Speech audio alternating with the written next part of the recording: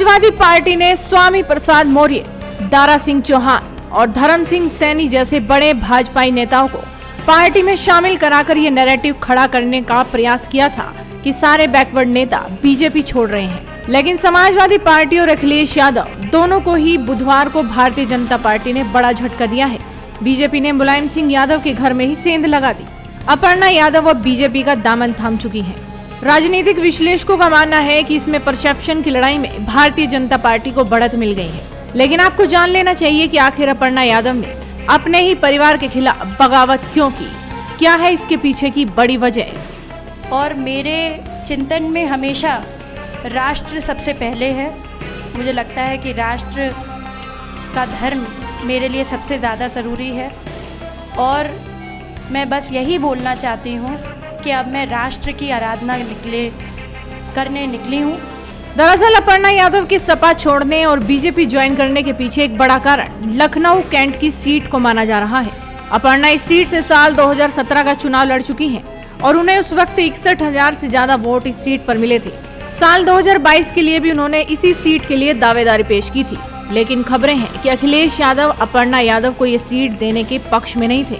2017 के चुनाव में भी अखिलेश यादव अपर्णा को टिकट नहीं देना चाहते थे, लेकिन पिता मुलायम सिंह के दबाव के चलते उन्होंने टिकट दे दी थी।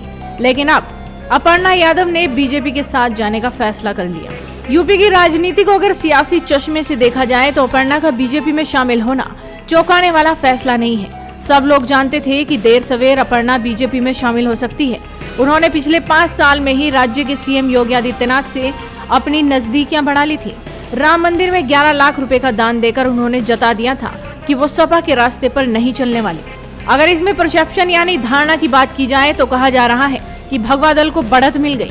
बीजेपी नेताओं का कहना है कि मुलायम सिंह की छोटी बहू हो या फिर स्वामी प्रसाद मौर्य की बेटी, दोनों ही बीजेपी में सुरक्षित महसूस करती हैं। ये सामने ही उदाहरण है, मुलायम सिंह की बहू और स्वामी प्रसाद मौर्य जी की बेटी दोनों ही भारतीय जनता पार्टी में अपने आप को सुरक्षित महसूस करती हैं, क्योंकि उत्तर प्रदेश की 25 करोड़ की आबादी में मेरी माताएं बहनें, उत्तर प्रदेश की बहू बेटियां भी अपने आप को सुरक्षित महसूस करती हैं।